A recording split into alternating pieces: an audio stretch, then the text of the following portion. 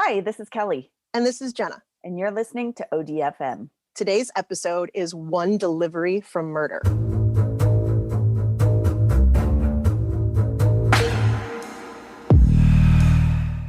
So I came across this story when I was looking for my birthday mini-sode story, because this is still ongoing. Interesting. So yes, a recent story came out about this that I'll tell you about later in the story. So that's how I came across this one. This is a good one. Are you ready? I think so. Okay. On May 26th of 1990, 40-year-old Marlene Warren was at home in Wellington, Florida. Okay, yeah. I was going to say there's... I know, but I wanted to get your attention. But hey, I liked it. Yes. Yeah. Wellington, Florida. So she's at home in Wellington with her 22-year-old son, Joseph, and several of his friends. Okay. It was just before 11 a.m. They were finishing breakfast when they saw a white Chrysler LeBaron pull into the driveway.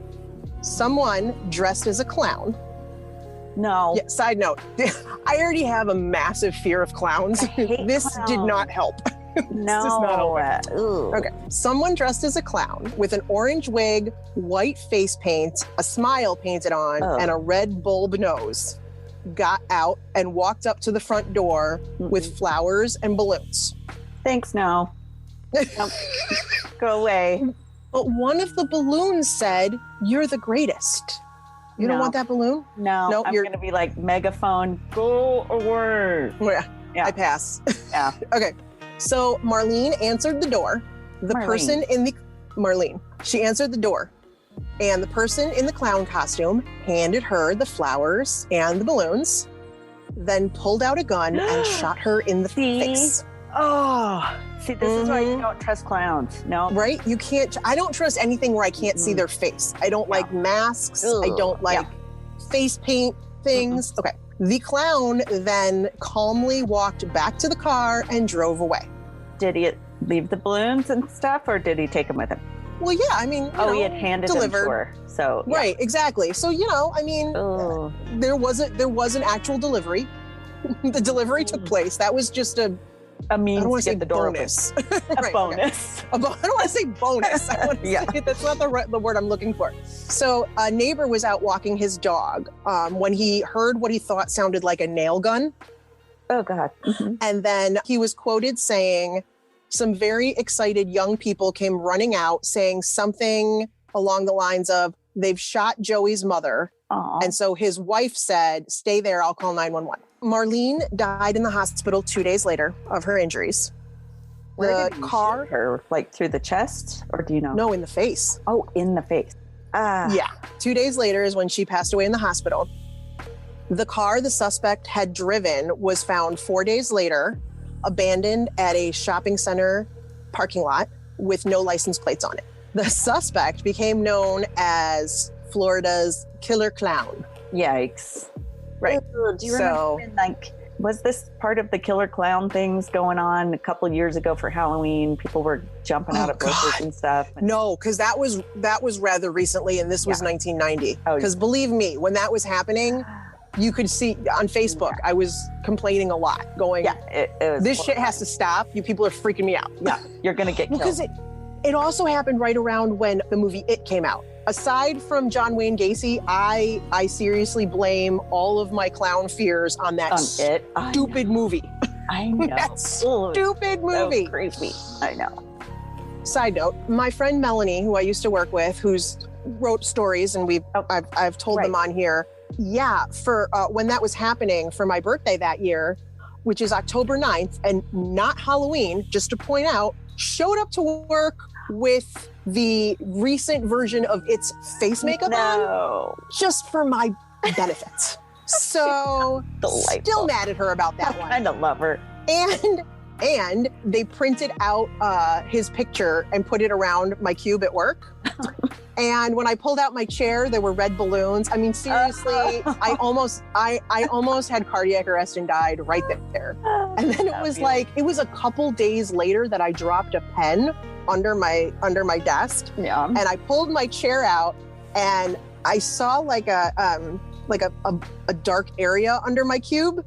that I didn't remember being there. So I grabbed my phone, turned on the flashlight, and there was a stupid picture of him that they had taped under my desk to find later. That's awesome. I'm still recovering from this little escapade. I'm still... That's awesome, because I know, when that came out, I printed a tiny picture of Pennywise and put it on my husband's rear view camera on his car. And it was so hilarious because I showed the kids and they were so excited. So they get in to go to school with him and they're just like, hee. So he knew something was up. But yeah, it was great. He took a picture of it. When he put it into reverse, you just see the clown sitting there. Dude, that's awesome. It was so cool. Yeah. I mean, it's awesome because it didn't happen to me. Right. So now I think it's funny. But the stuff that happened to me was not amusing at all. Got off on a little tangent there. So another reason why I had to share this story, because it's another reason why clowns suck. I also used to work with somebody who told me, and I thought she was joking, that her husband was, I can't remember what he did full time, but in his free time, he was going to clown school. And I didn't know how to react. I also didn't know that was a thing. It shouldn't be. And it terrified me that there was like regular gatherings of people teaching each other about being a clown. All of this was bad. Okay. Marlene's parents were interviewed by 2020. They said they were shocked that Marlene was killed and they didn't know anyone who would want to hurt her. She was the middle child of their 3 daughters. They described her as outgoing, friendly, and loving. She was a hardworking businesswoman who managed around 20 rental properties in the area, and she also worked as a cargo ship inspector. Whoa. It's definitely like a Florida thing. Yeah, totally a Florida thing. Right? We don't do that around here. Marlene had been married for 18 years to 38-year-old Michael Warren. Her son, Joseph Aarons, who was there when she was shot, was from a previous relationship. Her husband told police that he was on his way to a Miami racetrack with friends at the time of the shooting. Aww. He owned a car business called Bargain Motors, Inc. on North Dixie Highway in West Palm Beach. Marlene's parents claimed that she had previously told them that she and Michael were having marital problems. Shocker. And that she suspected that her husband had a mistress. Just like all the Chris Watts stuff, because I keep watching. Oh gosh, I haven't watched that yet, but it's on my to-do list. A year after Marlene's death, detectives identified a woman named Sheila Keene as a suspect. Oh. At the time of the murder, Sheila was 27. She worked for Michael Warren's dealership, repossessing cars. She was married to a man named Richard Keene, who was 18 years older than her. And she and Michael frequently took long lunches together. Yeah. He paid for her rent after her separation from her husband, the same year that this went down with Marlene's death. But they both denied having an affair. Yeah. We're just such good friends. We're close. Just really, really good friends, right? Yeah. I don't believe it. Suspicious. Marlene's stepfather, Bill Twing. I wanted to say Twig, but it's not Twig. It's Twing. Twing? I don't know. Whatever. Twing is right. I went to school with a twing. You did? Okay, so no, wasn't the same guy, was it? Okay, cool. Oh, no. Oh God, no. It was a girl I knew. Oh, okay. Never mind. Yeah. All good. Yep, we're good. So her stepfather told 2020 that he once had a conversation with Michael about the murder. And he was quoted, this is what Bill said. I told him, I says, Mike, I don't think you done it. Well, I gotta say it the way he says it. Don't laugh at me. You're gonna laugh. I can't do it. I says, Mike, I don't think you done it. You know, it reminds me of who's the rooster? Foghorn. Oh God. Yeah. I'll say Okay. Sorry. Great. So her stepdad was a cartoon. No, we made that clear. Okay. Yeah. He said, I don't think you done it, but I know pretty damn well that you know more about it than you're letting out. And he says, honest, Bill, I don't know. And then we changed the subject.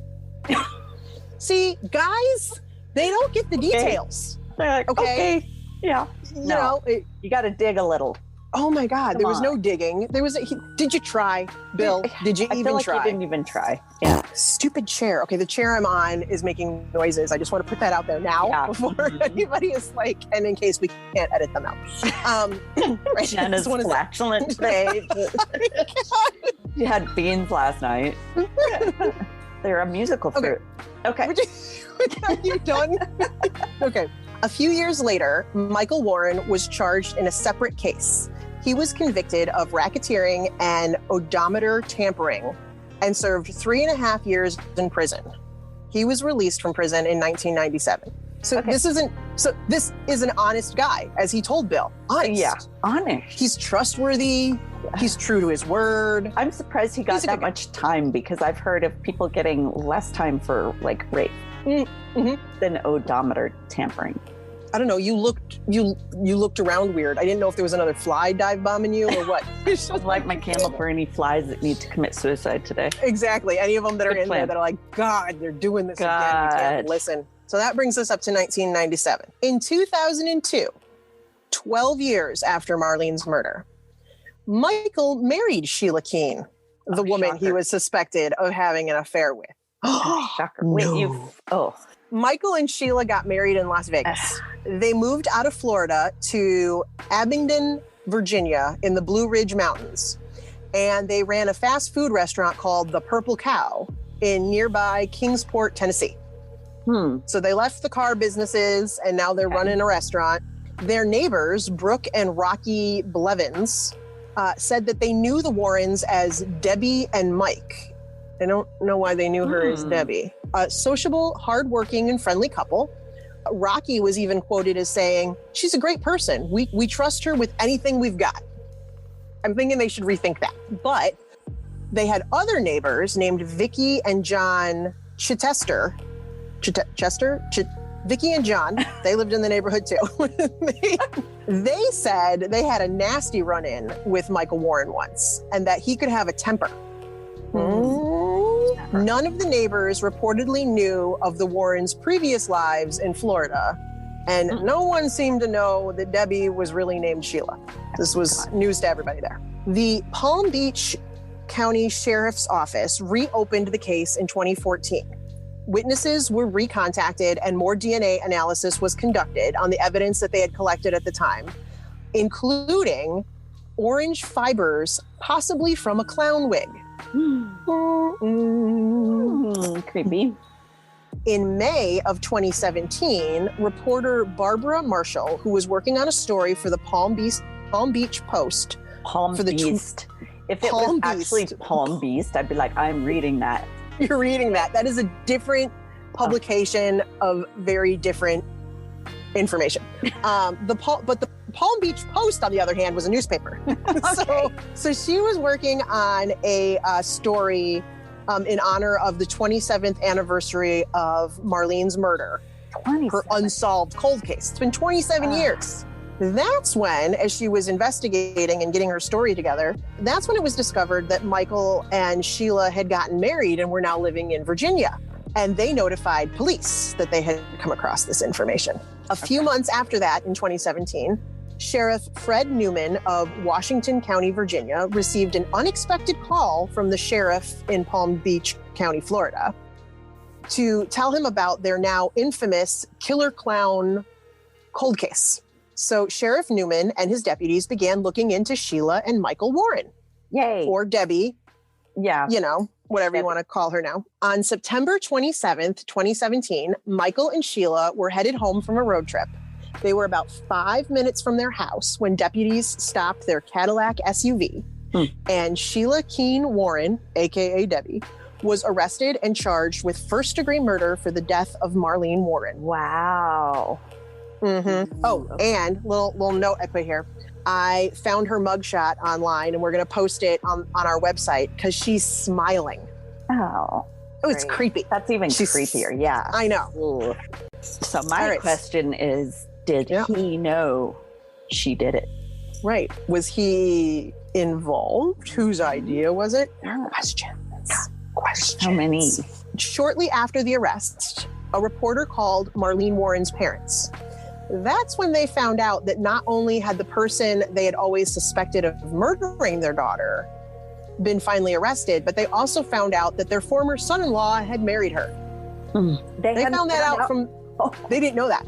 Oh, wow. Marlene's son was also shocked by this. So what? Her parents, I guess, did not keep in touch with the former son-in-law, and Marlene's son was not Michael's. Yeah, Michael wasn't his father, although they had been married for 18 years. He was 22 when this happened. So he was 2 when his mom got married. So you'd think that so obviously they didn't have a good relationship. Oh, how sad. So remember how Sheila Keene had been an initial suspect in the murder, but then she was never arrested? Yes. Okay. Well, that was because investigators had gathered a bunch of evidence in the 90s that pointed to her, but they weren't able to make an arrest because prosecutors wanted more evidence to build a solid case. They didn't want her to walk, right? Yeah.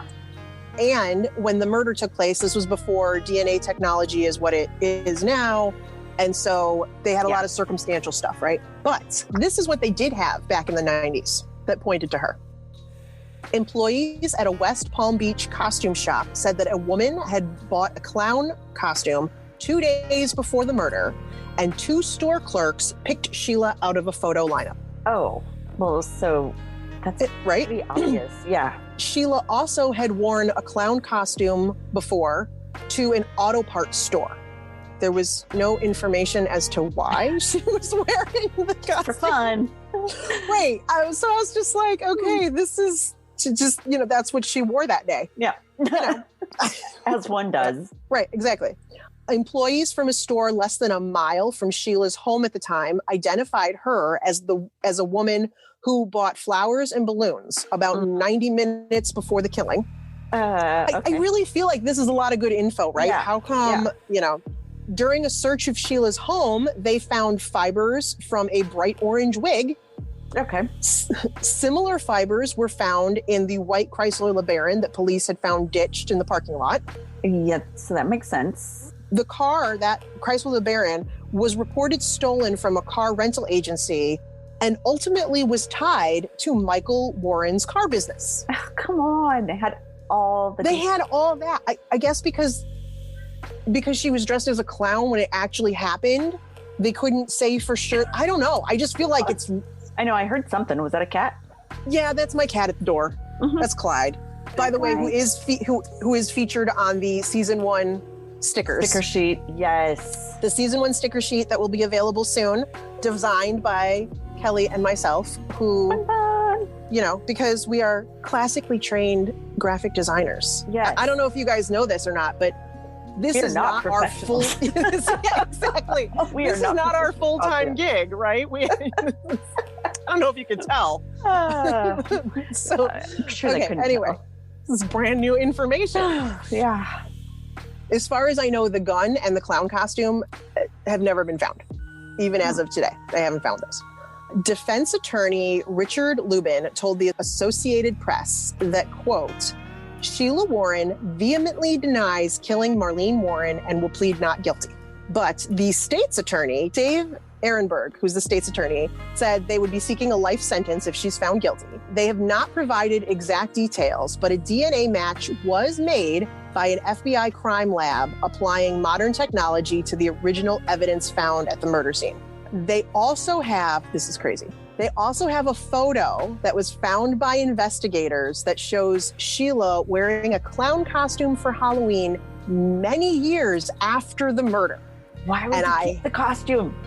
I don't know. I don't know. Or like, why would you do that? I mean, let's just say she's not guilty. Okay. Yeah. But that people suspect that she dressed as a clown and killed her husband's previous wife. Yeah. So distasteful to dress as a clown for Halloween. I'm sorry. That's just like, wow. Rub it in their faces. I found the photo online, so we can post that to our website too. That's exciting. It's not even a good clown costume. Like, I wouldn't even be afraid of this one. But anyway, it's just ugly. Okay. It was a crappy version. Due to the coronavirus, the trial has been pushed back twice and is currently set for April 9th of 2021. Oh my God. So she hasn't gone to trial yet. Sheila, who is now 57, is being held without bond at Palm Beach County Jail. Well, that's good, at least. Yeah. Okay. Here's a fun fact. This is the same jail where Jeffrey Epstein served 13 months for soliciting a minor back in 2008. This is the place where records of his stay state that he was allowed to leave the stockade in a chauffeur-driven car and was taken to a downtown West Palm Beach office building for 12-hour-a-day, 6 days a week workdays. That is such bullshit. I can't even. Oh my God. Have you watched the documentary, that Filthy Rich one on Netflix? Not yet. I don't know. I don't know if I can. I've read about what they did to the kids and stuff. No. It's it's a very well done documentary. I'll have to check it out. And it is totally enraging. So she's been sitting there in that jail for a while, but I don't know how difficult it is because granted, she doesn't have the money Jeffrey Epstein had. True. But it doesn't sound like they're real hard on people. Yeah. It sounds a little posh. Just thought I'd throw that out. Sheila's attorney was quoted saying, quote, "It's unfortunate and sad that as a result of COVID-19, there are innocent people locked up in jail awaiting trial." Right, exactly. Which it is if there are, but that lady is not one of them. Exactly. A few months ago, Sheila wrote a letter to a friend from jail, and in it she wrote, "It is so unfair for me to have to wait this long. Oh, wow. I'm on 33 months now. Feels like 33 years to me," which I found interesting because Marlene's family has been waiting 30 years for justice. So suck it up. Yeah. Right? So now we will have to do a follow-up. Yes. At some point when she finally goes to trial and we hear what happens. Her husband and Marlene's husband has not been charged with anything as of yet. I really feel like he had to know something.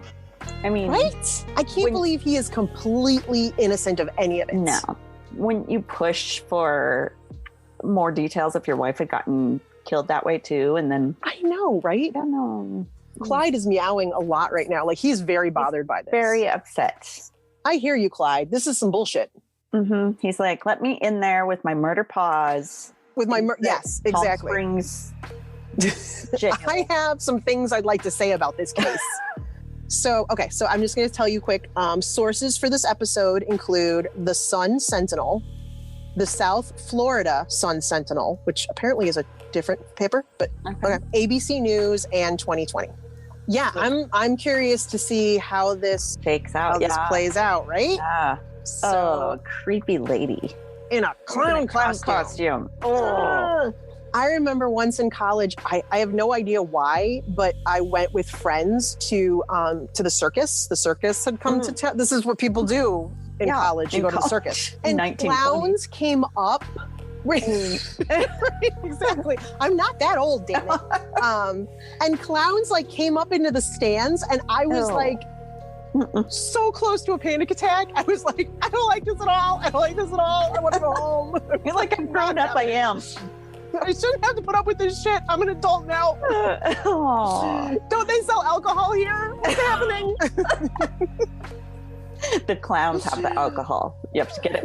Is that what it is? Yeah. Oh, damn it. Okay. Yeah. Thank you, everybody, for listening to another episode. Yes, thank you for listening. Please be sure to check out our Patreon page, which is patreon.com/ODFM podcast. If you would like to subscribe, be a subscriber, and then depending on the level of subscription that you do, you can unlock all kinds of bonus little goodies like the outtakes. Because believe it or not, despite what makes it to the final cut, there's other crap so much more that happens behind the scenes.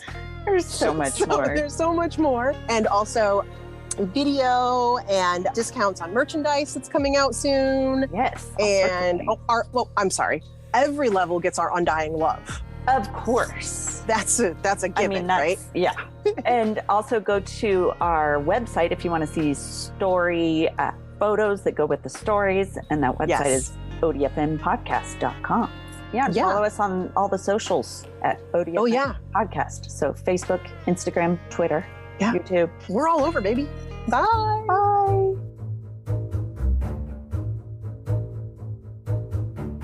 Thanks for listening to another episode of ODFM.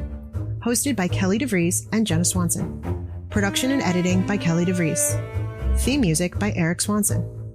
ODFM is a satirical true crime podcast for entertainment purposes only. The stories you hear are serious and true. The comments and opinions are not. We apologize if any of our content is harmful or disrespectful. If you have a story you'd like to submit for a future episode, please email it to odfmpodcast@gmail.com. Visit us on Facebook and Instagram at ODFM Podcast. And check out our website, odfmpodcast.com, for more information on our episodes, your hosts, or general shenanigans.